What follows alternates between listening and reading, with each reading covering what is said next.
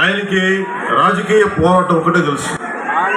ఈ రోజున ఆయన మనందరితో వచ్చి